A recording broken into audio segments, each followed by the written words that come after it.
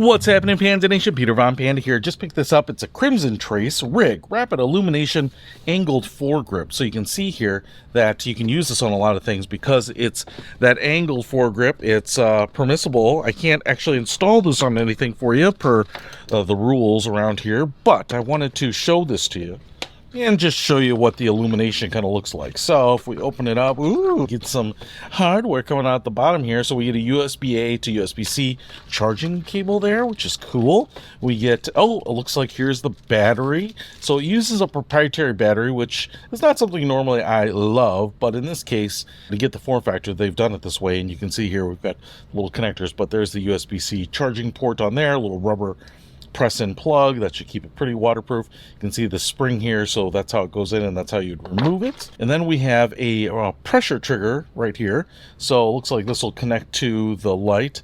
And then up here what we have is, looks like a Picatinny rail compatible little pressure switch, rubberized switch right there. It's probably about 1.5 inches long here, and then this is probably about 5 inches long, so it doesn't allow a lot of travel. But if you have your thumb over the top, we also have a little hardware kit here, Allen key, some screws, and looks like some of the attachments for M-LOK. And there we get the rig out, Murtaugh and rigs.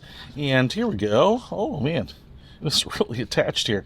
So one thing I will say here is it almost looks like you get 2 batteries. All right, it was presented nicely in the box, but it's a faff to get out here. But you can see here, we get this section. So we get this upper plate here. It's just 2 screws that hold it in. I was loosening them up here just to get it out of the box. But one of the things that this allows is that if you have pick rails, you can just slide this on and then you can attach the rig to it. But I think I can just attach this directly to M-LOK with these little catches right here. So you'd be able to slide that up and attach that in there, so you don't need that extra section. Now you can actually see how this battery comes out. You would pull it like this right here, pull this down, and then this comes out. But I also like the fact that I can just open it up. You have access to the port on the side there, so you can charge it while it is installed. You can see the LED light on the front here, a little plastic round lens up front here. We have a plus button right here and a negative button right there, and you can see where the switch now, the pressure switch, will install. So that would be able to go right there. And I'm guessing maybe you could flip it around either way. And you have the angled foregrip here. Now there's a hole and a support right there. It's big enough to fit my meaty thumb, so I could absolutely put that in there and break my thumb if I wanted to. But that gives your hand something to grip on. I actually like the fact that there's this little recess here so that your hand gets naturally wedged between the light and the angled grip right there. Obviously, I could stand it to be a little longer even. That would give me a little more contact right there, but it has a little bit of a Coke bottle shape up here too.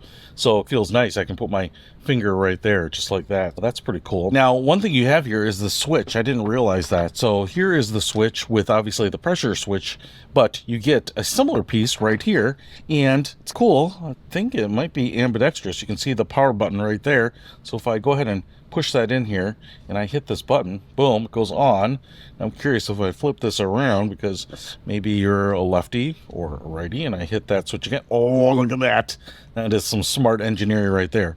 So I could use my thumb right there if you want it on that side. I definitely think like this makes sense for me, but it's just in a nice place where if you're holding this like this, your index finger is also in a natural spot for it too. Now that it's on, I can use these plus and minus buttons. You can see when you get to the lowest setting here, it does a double flash, just showing you that you've hit that extreme triple flash. And I can go up here, and again, it's doing that flash to show that I'm at the highest setting. All right, pretty cool. And then I can just turn it off like this. All right, pretty cool. Let's just take a quick gander what this will do in the dark. All right, came down to my basement here to do a little demo. I've got the lights on behind me here, so it's not totally dark, but back in the corners there, it's pretty dark. I don't have this attached to anything, so I'm not flagging anything, but I thought I would just go ahead and turn this on here just like that, and now you can see, man, that works a treat. No dark corners, no unknowns, no worries about what's around there. If I turn it off here, then all those dark shadows and corners, you never know what's back there, but now I do. And if I want to go to a lower setting, maybe that's honestly too bright, even on this lowest setting, it's doing some nice illumination and not necessarily blinding me, but on that second from low setting, that's actually pretty bright. I'm sure if you want more range, more distance, and there is the top setting, that you want it on the highest setting. But this little rig here will give you not only light, but a place to anchor your hand, maybe a little bit more stability. So if you want to pick this up by Crimson Trace, I'll put a link to it in the description below. Peter Von Panda, out.